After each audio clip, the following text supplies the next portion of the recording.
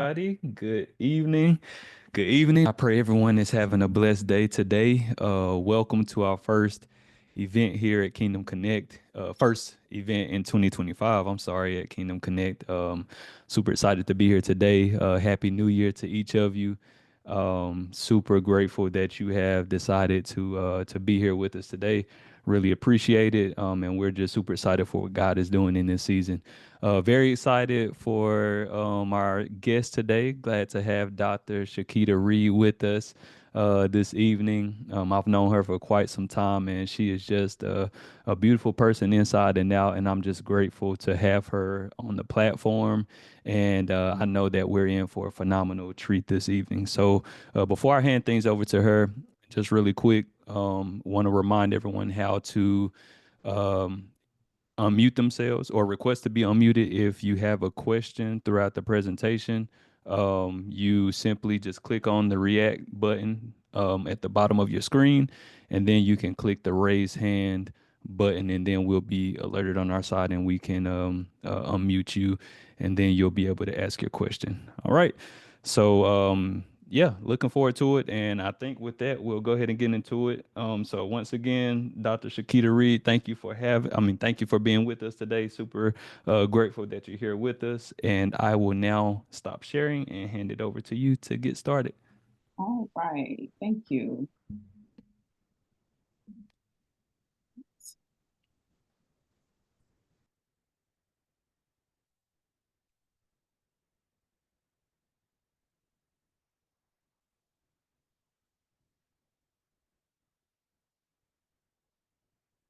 All right, can everyone see my screen?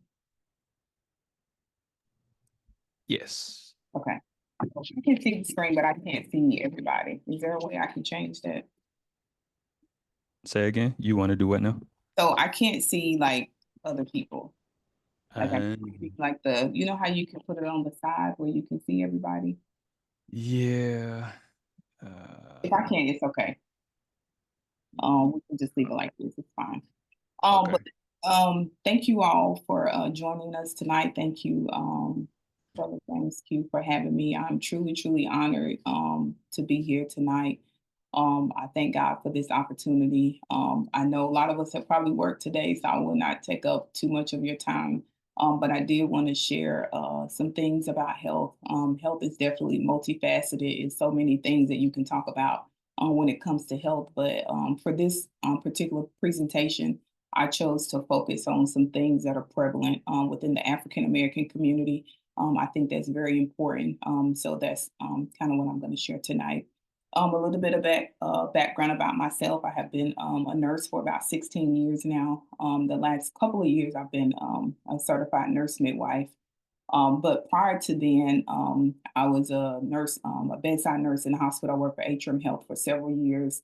And during that time there, I got to the privilege of taking care of people from all walks of life, different units from ICU to oncology to med surge, a few times in the OR. I've kind of been all over.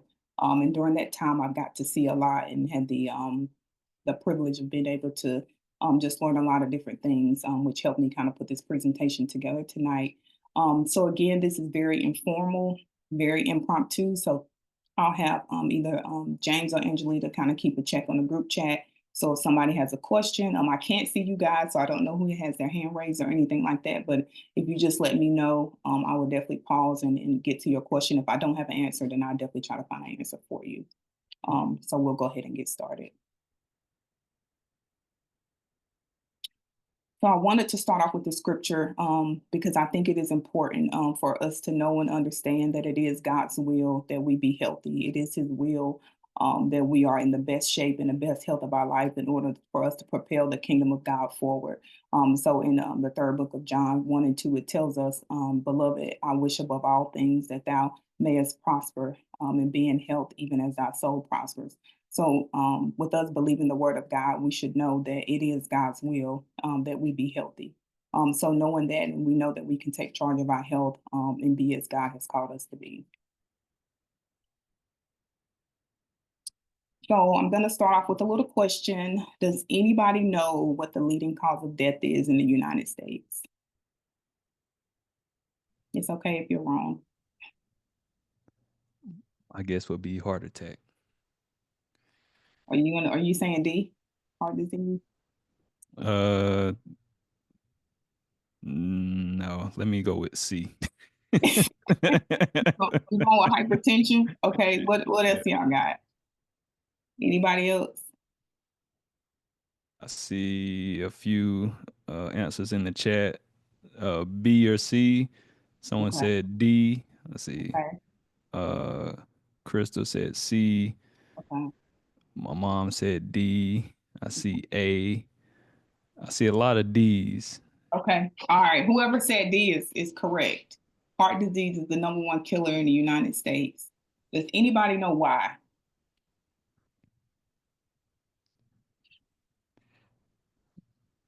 Let's see if we get an answer. Since I was wrong, I won't answer. Anybody know why heart disease is the number one killer? Someone said fatty foods, Yep. obesity, Mhm. neglect or hypertension, obesity, stress. Okay. All those things are accurate. So, unhealthy diets, sedentary lifestyle or lack of exercise, just not moving your body enough, smoking, drinking, all those things will lead to heart disease. So nobody's just born with heart disease, right? So heart disease has like a lot of different factors, and what it actually is plaque that enters the body. Plaque enters your body, it starts to clog up your arteries, and then blood cannot flow or pump blood to other organs in your body. So that gets all backed up, and then it puts you at an increased risk of heart attack. So we just have to be mindful of those things when we're thinking about like lifestyle and different things like that. Statistic wise, heart disease kills almost a million people a year. 697,000 people die every year from heart disease. It's often linked to hypertension. I think somebody mentioned it in the group chat, diabetes, high cholesterol, obesity, and smoking. So all those things are contributing factors to heart disease. So if you have hypertension, if you have diabetes, if your cholesterol is elevated, all those things are putting you at a greater risk of heart disease. So these are some African American health statistics. Again, that kind of is the focal point of my presentation because I do think it's important that we think about where we are as a community, where we are as a race in terms of health. And so these are just a few stats when it comes to African Americans. The leading cause of death for Black people, again, heart disease, cancer, unintentional injuries, and stroke. And as we know, stroke also, some of the things that can lead to stroke, smoking, hypertension, other underlying health conditions can also lead to stroke.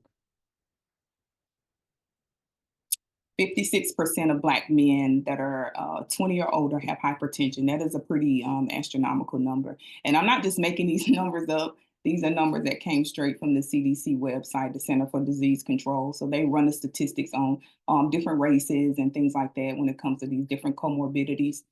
That's over half of our Black men that have hypertension. Does anybody have any clue as to why that is?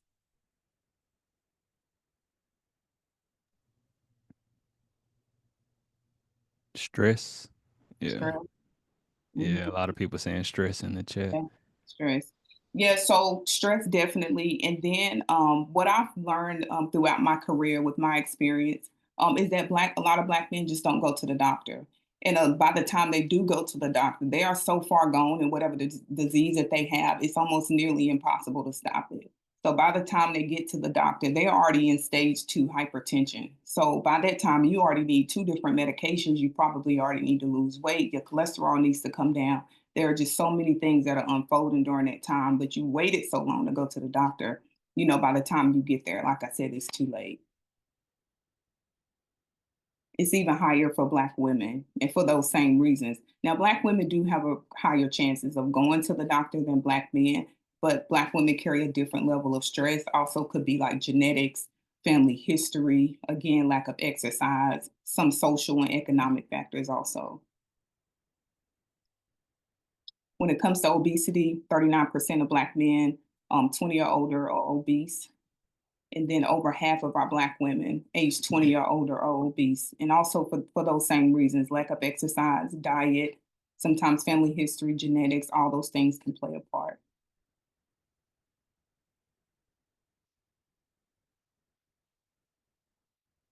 So some diseases that disproportionately affect African Americans, lupus. If you're Black, just off the strength of your race, you're 2 to 3 more times more likely to develop lupus. As we know, COVID-19 was a catastrophic event that took place. Everybody was affected, and we didn't get these numbers until probably within the last 2 to 3 years. But when we look at the data that has came out post-pandemic, we see that Black people were affected more than any other race. Three times more likely to be hospitalized. We were twice as likely to die, 1.5 times more likely to even develop COVID 19. In terms of cancer mortality or cancer death rate for Black men, it is 18% higher than white men. We also have higher rates of hepatitis C, higher rates of HIV than any other race.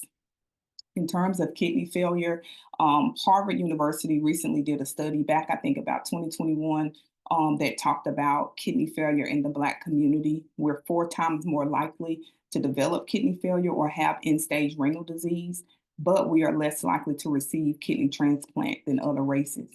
From that research, they found that some Black people were not even put on the transplant list to even receive a kidney. And so when I think about all of these things, my number one question I ask is why? Like, okay, God, why are we so disproportionate when it comes to these diseases, when it comes to, all of these factors that weigh in on why we have more prevalence in hypertension, obesity, certain cancers, diabetes, why are African Americans at the top of the list? So does anybody know why or how race impacts health? What does that have to kind of do with each other? Or what impact does it have on race?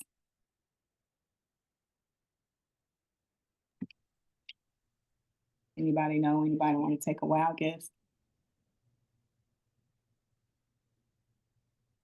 Someone said economic status, Mm, okay. genetics. Let's see what else we have. I would add maybe just the environmental factor, just yeah, Mm, family history of bad habits, exactly. Just being in an environment where bad habits are instilled in us. right. So what Lack about of knowledge. yeah? What about racism? What about discrimination? What about implicit bias that are built into healthcare systems? This is a real thing. We have research and data to back this up. This is happening all across the country. And I tell my family, I tell my close friends, people that I love, that I'm connected to, if you're going to the doctor, if you are going to the hospital, please call me, text me, and let me know what's going on over there, because I want to know, are they running certain tests? Are they checking for certain things? Are they doing this? Are they doing that? Because if you're not familiar with that world, you could be a part of being in a system where there's racism going on, or people are treating you different, or you're being discriminated against, and you may not even know it.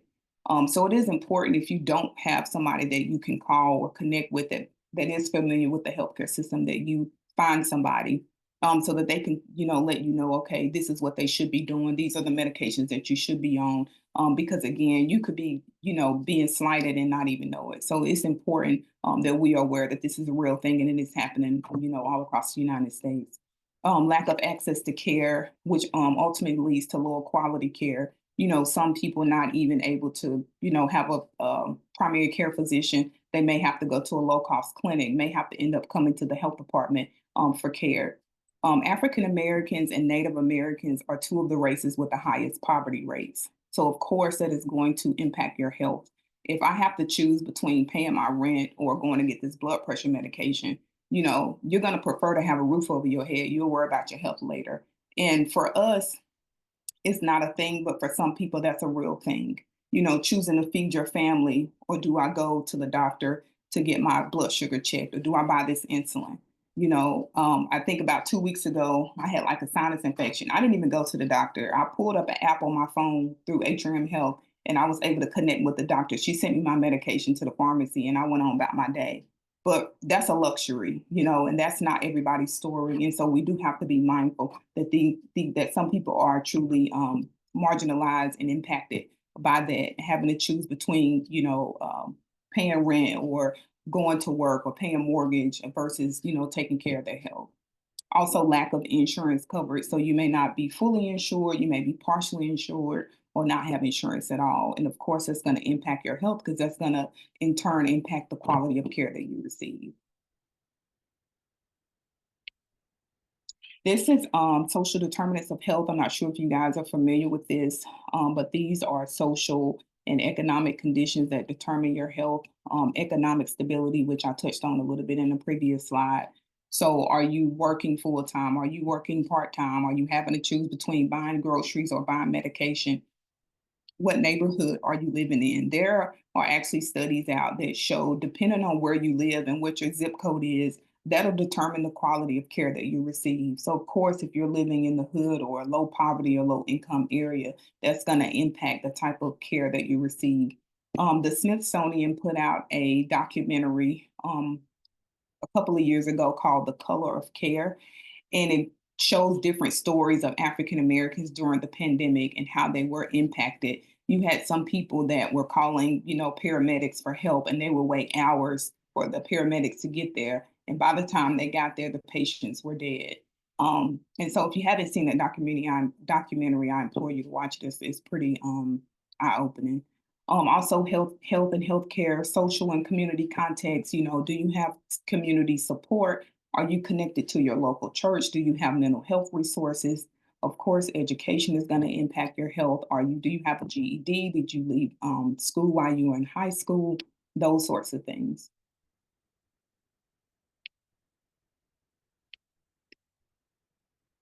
So, how do we take charge of our health? What are some things that we can do? What do you guys think?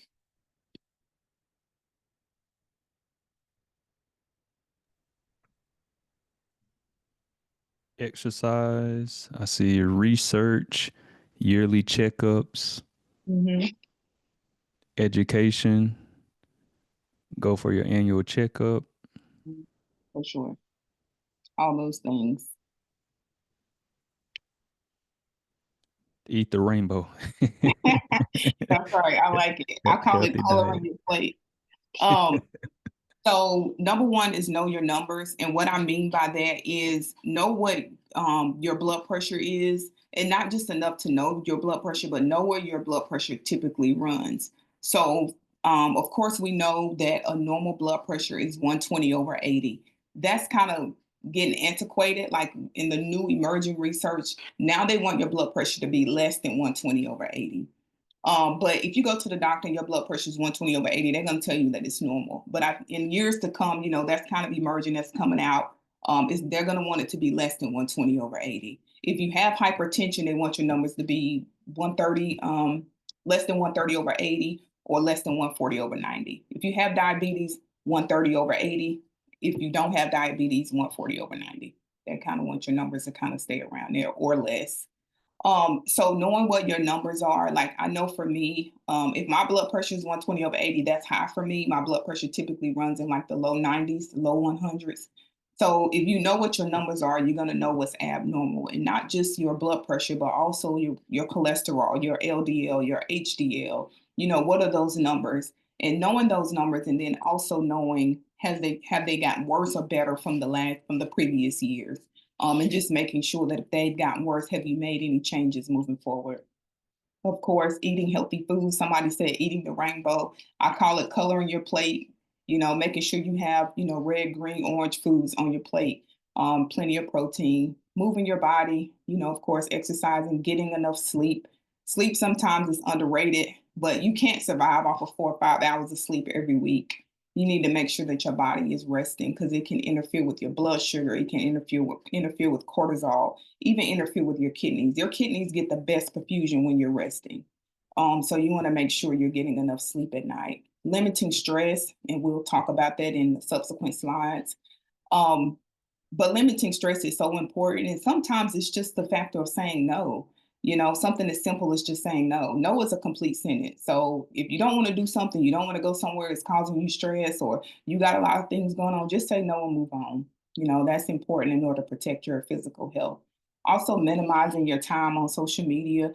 When I did have a social media page, I remember I would spend like hours on social media. It would be like 2 or 3 hours that went by, and I'm like, oh my God, I haven't got nothing else done. I've been laying in the bed, strolling on my phone for 2 to 3 hours. I'm like, I got to get off of here. I currently don't have any social media, and I can tell you from the time I deactivated my pages, I have gotten so many things, other things done.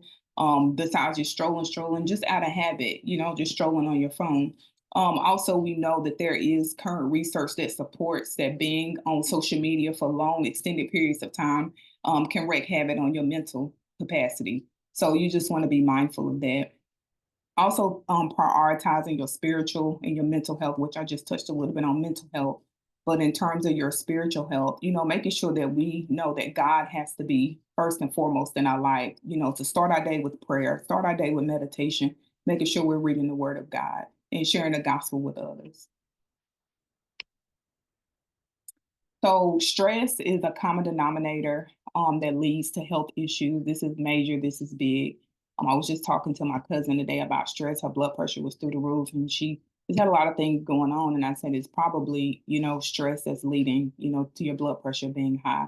And sometimes we don't realize how much of an impact that stress can have on our body. But I'll show you guys what it does to the body. I wanted to add these church leaders in because I want everybody to understand that just because we're saved and we're in Christ, and that we're walking with God, that we are not exempt from things happening to us, even behind the pulpit. And maybe you're not a pastor, maybe you're not a preacher or a church leader or even a minister, but maybe you do things outside of church where you're ministering to others and things like that. You still have to be mindful of your physical health and making sure you're taking care of yourself. Marvin Winans, I believe he was at a Bible study one evening and he just passed out. He just fell over. And later on, it was revealed that he was dehydrated. He didn't have enough fluids, so I think he had to get rehydrated, and then he was ultimately fine. The Potter's house have been a little tight-lipped about TD Jakes. We don't really fully know what happened to him. We just know he kind of went out in a blur. He was unresponsive. He was shaking a little bit. They said it wasn't a stroke, but I'm not really sure. I don't know if his blood sugar dropped or, got too elevated or what. But he also had a medical emergency while he was at church, and this was right after he had preached the sermon. Thank God he's okay. But that did happen to him a couple of weeks ago. This gentleman down here in the purple, this was actually a picture of his last sermon that he preached. Once he got done preaching that sermon, he sat down and he died. And I believe later on it was revealed that he did have a heart attack. This gentleman up here, this pastor in the blue blazer, he went on a 40-day fast. And day 25, he died. He actually was without food and water for 25 days, and his organs began to shut down. He became anemic, and ultimately he died. So I wanted to just bring up these church leaders, just so that we're aware that, just because you may be in ministry, that you still have to be mindful of your health is very important. So how stress affects the body, it literally affects every organ in our body. Your brain, difficulty concentrating, anxiety, your gut can cause you to have diarrhea or constipation, can even cause your muscles and your joints to start aching. If you have arthritis, it may start to flare up if you start to have stress. Affects your reproductive system, your immune system, just off the strength of alone that you're stressed out. You are at increased risk of catching the flu, catching sinus infections, just because you're stressed out, because your immune system is lowered. Causes your hair to fall out, become brittle, acne, so all kind of things. And most importantly, it's a lot of stress on the heart. And it can cause you to have high cholesterol, high blood pressure, and increase your chances of getting stroke, having a stroke, and having a heart attack. So last thing in our slide, I wanted to address was New Year's resolutions. We know that it's New Year's, and everybody, are writing down or thinking about what their New Year's resolutions are going to be. What are some most common New Year's resolutions? What do you guys hear? Or what are some of your own resolutions? I know weight loss is a big one. For sure. Going to the gym. I see Mhm. get healthy. Going to the gym. Let's see what else we have. Yeah, weight loss, Mhm. gym. Yep. Yeah, the gym Yep. is a it's a Lose big. about number one. Mhm. Yep. So exercise, that's 50%. Losing weight, 48%. Saving money, improving diet, career ambition. I'm gonna go back to school. I'm gonna change my career. So those are some most common New Year's resolutions. But how do we make these goals sustainable? Shout out to Dr. Now. I love Dr. Now. But how do we make these goals sustainable? How do we say, okay, I want to lose weight, but how do I do that?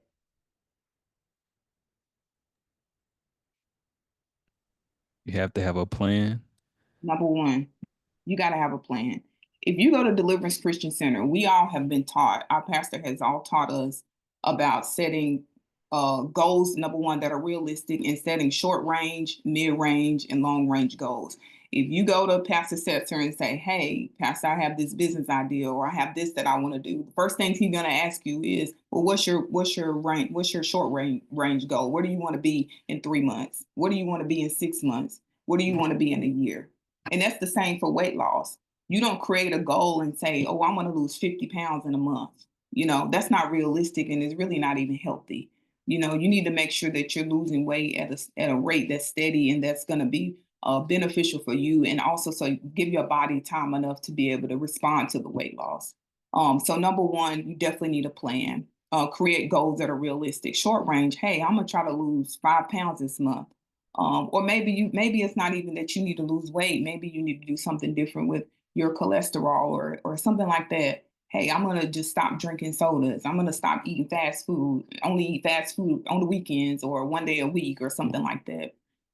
Sticking to your plan and practicing discipline. Discipline is not fun. It's very boring. It's doing the same thing over and over and over and over. But in order for us to have effective change, we have got to be disciplined. Even in our prayer life, getting up in the morning and just doing it. You're not always going to be motivated, so you can't follow your mood.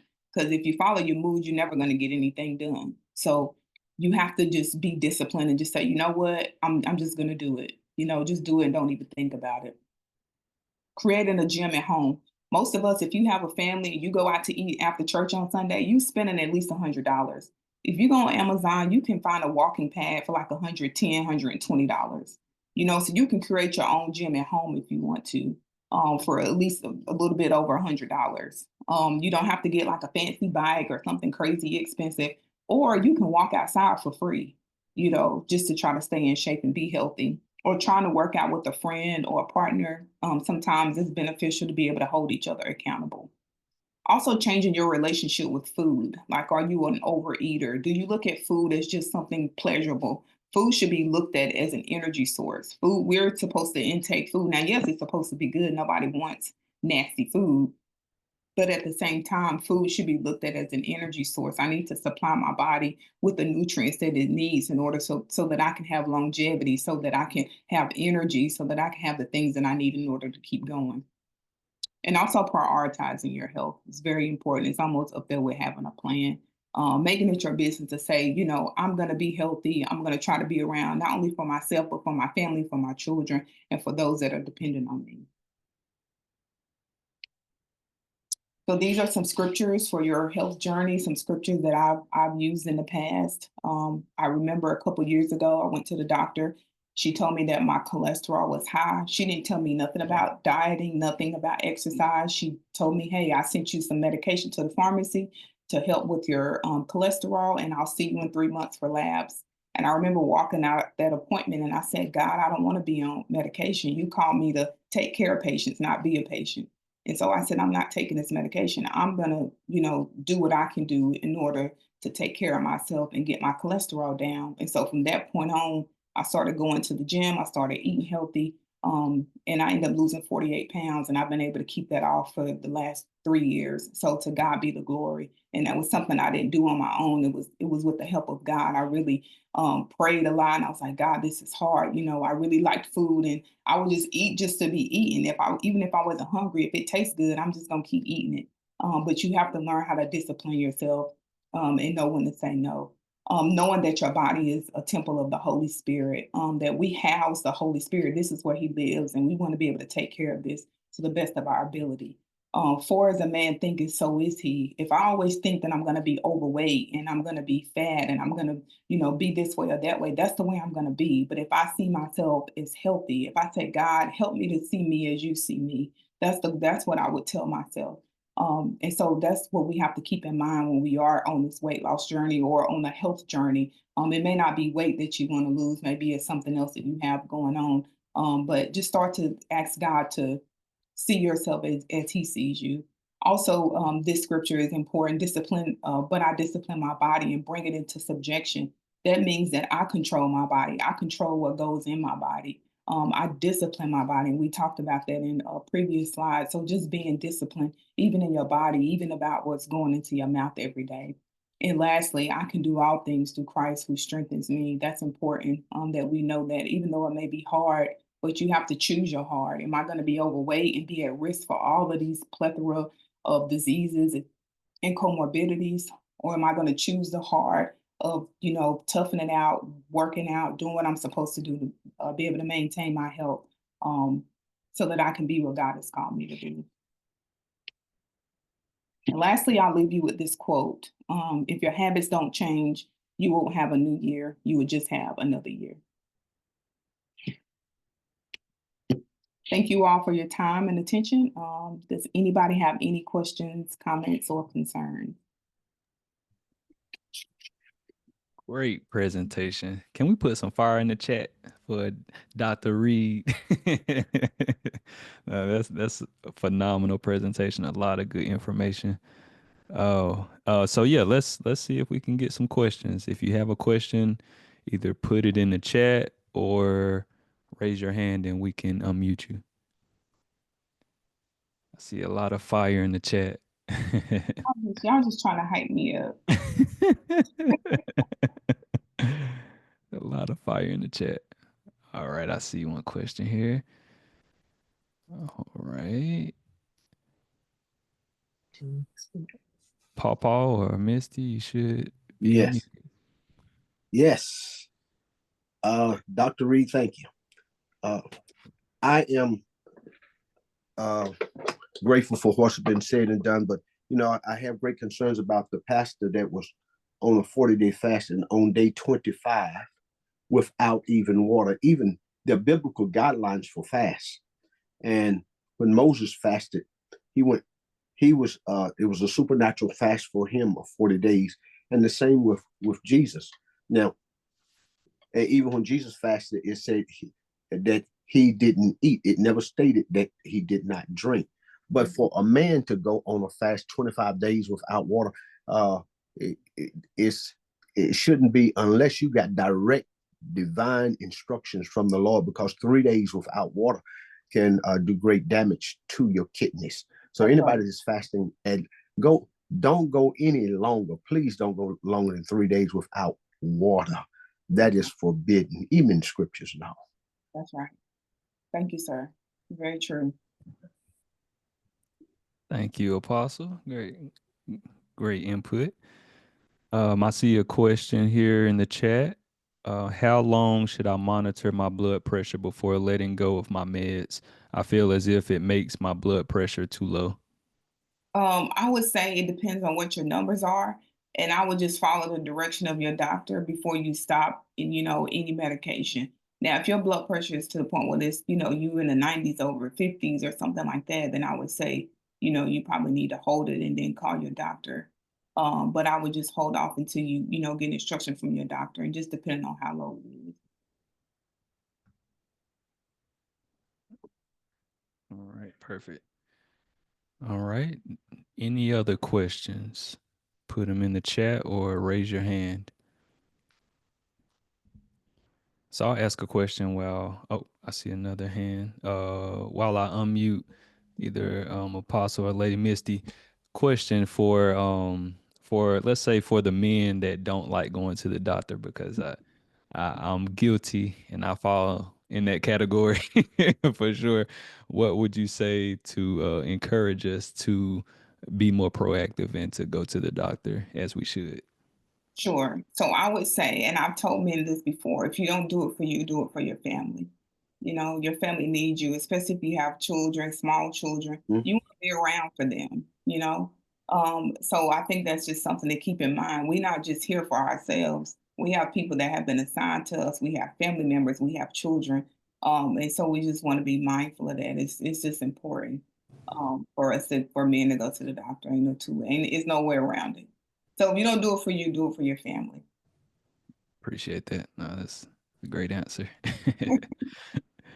All right, Apostle or Lady Okay. Misty. I'm not. Yes. I had conflicting reports from two different doctors concerning my blood pressure. My blood pressure usually would run like 90 something over in the 60s. And one doctor stated, he constantly stated that this is the blood pressure of a young athlete, and so forth and on.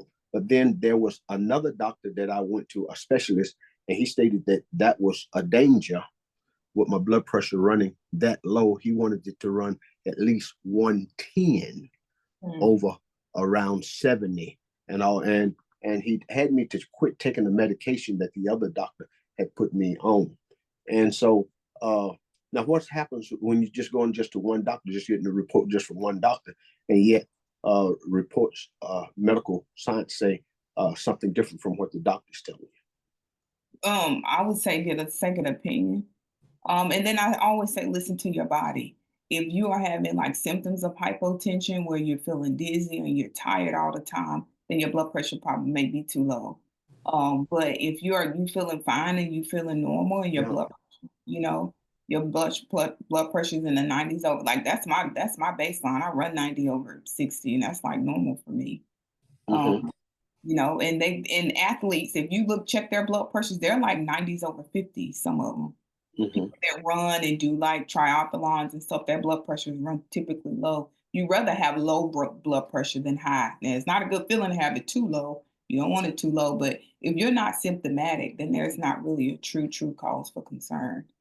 Okay. Mhm. Okay. Thank you. Thank you very much. All right, great question. All right, I see another question in the chat. Let's see. What's your thought on blood pressure being high and the doctor saying is white coat syndrome? When Mhm. should it be a concern? Okay. So does everybody know what white coat syndrome is? It's basically when the doctor comes in and people get super anxious and nervous and their blood pressure tends to be high, but it's usually only high when the doctor is around. I would say you should be concerned if your blood pressure is high outside of the doctor's office. Most patients that have true white coat syndrome, their blood pressures are normal when they're home. But the minute they get to the doctor's office, they get anxious, they think they're going to get bad news, and their blood pressure starts to get elevated. So if your blood pressure is normal at home, I would say not. Don't worry about it. It's probably true white coat syndrome. Great question. I had no idea what that was. Good answer. All right, I see another question. What are your thoughts on weight loss drugs, for example, Ozempic or Overdose. Wegovy? Yeah. Yeah. I am a proponent of weight loss drugs. I think it's been helpful to a lot of patients that are overweight and they're truly having a hard time losing weight, or patients that are diabetic, because that those drugs are truly made for diabetic patients. So let's start there. Because a lot of people have taken these drugs. They barely overweight, but they want to lose like 5 or 10 pounds. So they decide they're gonna get on Ozempic and they're gonna drop 5, 10 pounds. And that's not what those drugs are for. Those are truly for people that are diabetic, that are having a very hard time with losing weight. I will say that you should definitely do your research. As of recent, Ozempic has just stated that one of the side effects is optic nerve damage. So some of these drugs do have side effects, you know, with your eyes. Some of them have issues with abdominal issues where patients are developing ileuses, where you have blockages in your colon and things like that. So I would say that if you are a candidate for these medications, like I said, I think it's great. But I also think that patients should do your research because there are risks associated with them that patients may not necessarily want to take on. Now, if you can try to lose weight on your own, I would say that's number one. You know, try to see if you can change your diet, see if you can, you know, try to walk and try to lose weight on your own without the drugs. But if it's something that you truly need, then just do your research and see what's out there. Another great question and great answer. Appreciate that. All right, I see quite a few questions here in the chat. So another question is, what if you already took yourself off of a prescription? I guess it depends on what prescription it was. I mean, I don't know that I recommend doing that without like guidance from a doctor, unless it was something that was just making you feel bad or you have a really, really bad side effects from it, then I think it's fine. But I don't Gotcha. recommend doing it just willy-nilly, not without the guidance of a provider. Got it. Makes sense. All right, perfect. Another question, what is your thoughts on eating according to your blood type?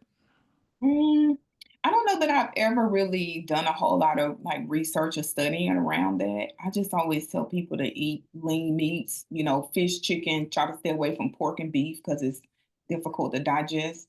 And just eat plenty of fruits and vegetables and color your plate, you know. I haven't really read a whole lot about eating according to your blood type, but I'm gonna have to look that up, Monica. Gotcha. Perfect. All right. Yep. Good insight.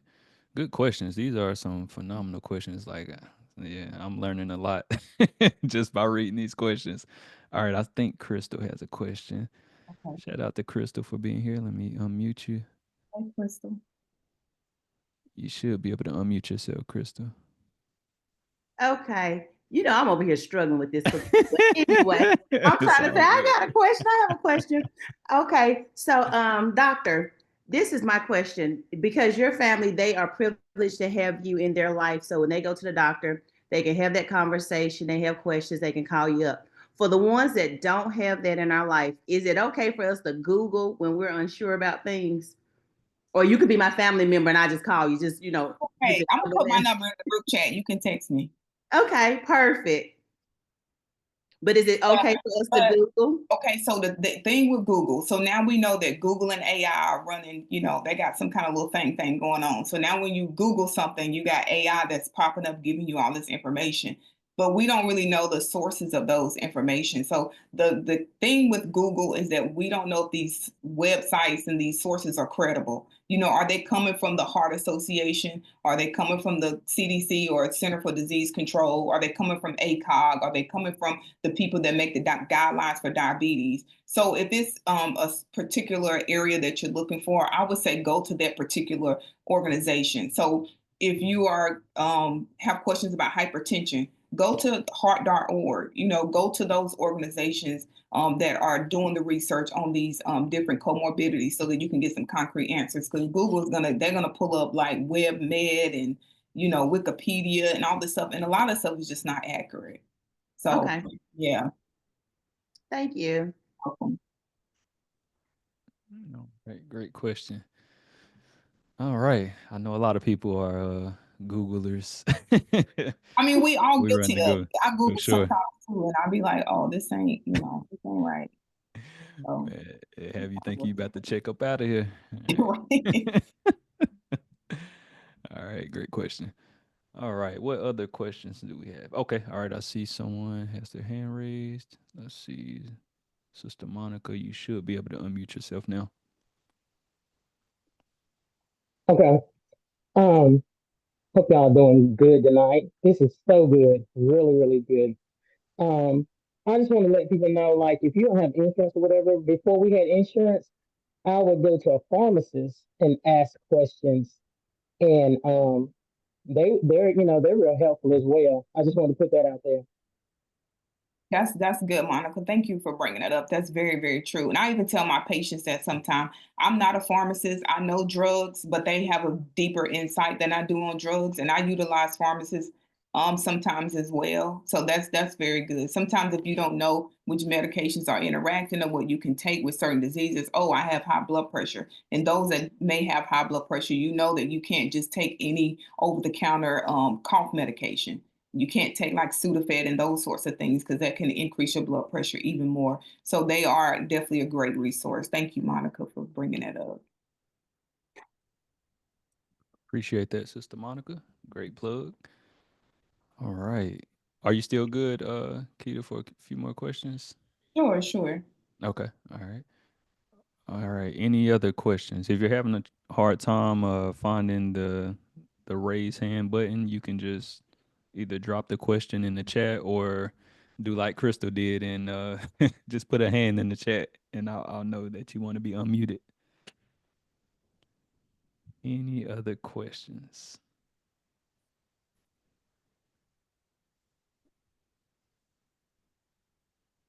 All right, I'm not seeing any. I'll give you guys a few more seconds. Any other insights that you want to leave with us, Keita, as people are either thinking? I really appreciate this opportunity. I really appreciate the feedback and the questions that you all have moving forward. If there are questions that you didn't feel comfortable sharing or something like that, if you just send them to Brother James Q, he can get those to me and I can answer them for you all. But I appreciate those that did ask questions. I appreciate you all. Perfect, perfect. And, All right. while we have our apostle on here, I wanted to see if he would just touch a little bit on goal setting. I know he talks a lot about that with setting like short range, mid range, and long range goals. If he can just spend a few minutes talking about that. Okay. Well, thank you, Dr. Reid. Listen, it's easier for us to approach uh, any situation with a plan. And when you approach with a plan of looking at how you're going to get to the end, you just can't look directly at the end. You got to look at the steps of getting to the end. You got to look at the beginning phase. You got to look at mid range and long range. Nobody starts off building a house, just laying the foundation, and the next day, all the rooms and everything else is there. It takes a plan. It takes plans, and so when we set goals for short range, we see that we have accomplished something. And the more you see you have accomplished, the easier it is to continue in what you are doing. But if you're setting goals, just only long range goals out, and it seems like you're never getting to where you want to get to because it seems like nothing's ever taken place or falling in place as it should. So that is very discouraging. So this is why it is best to have a short range goal. And once you have achieved those, that the achievements of those short range goals, you have your mid range plans already in effect of how you're going to get even further to the goal that you're looking for. And then when you have accomplished your mid-range goal, you see the prizes at the end. So you go ahead and you're much closer to the end by having a plan. Anything without a plan is doomed for failure.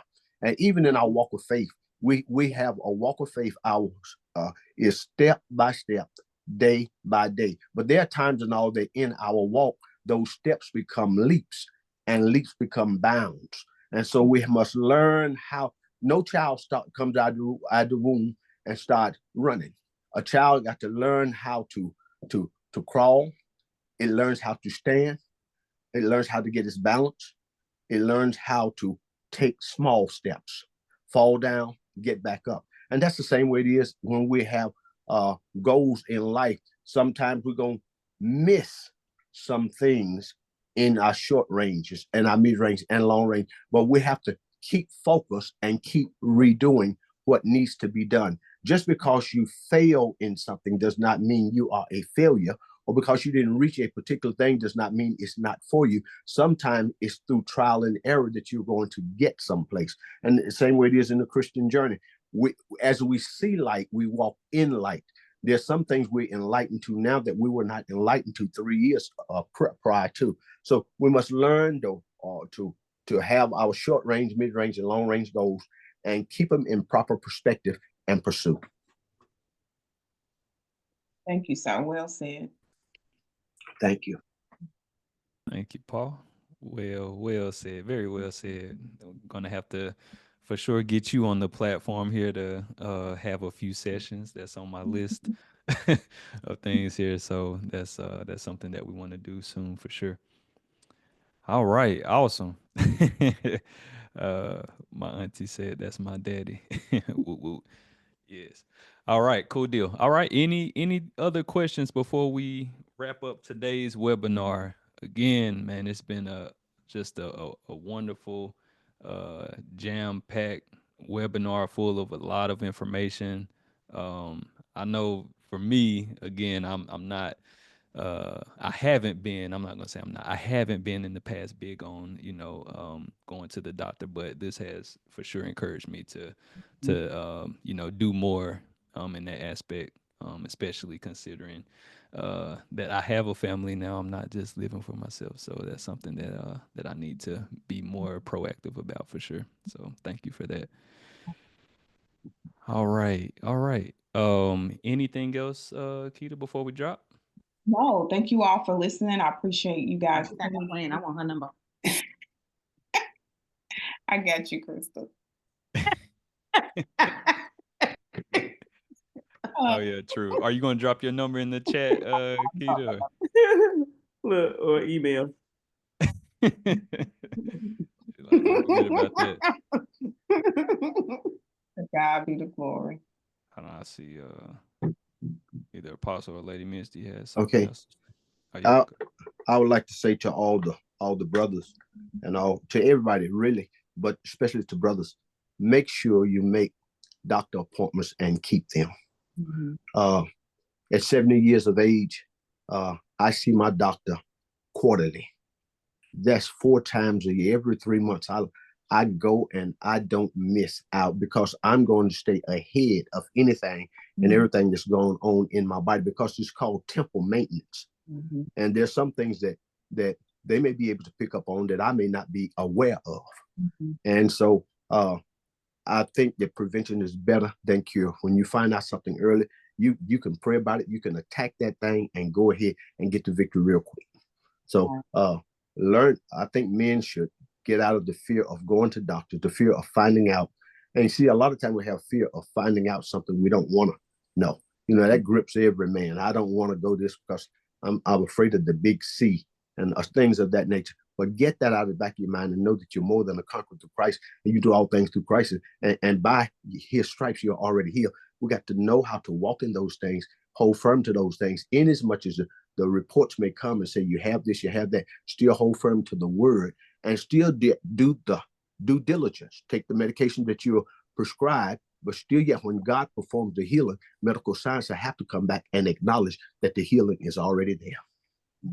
And Lady Misty here, I just want to say to listen to your bodies. I mean, our bodies will let us know when it's off, when something's not right.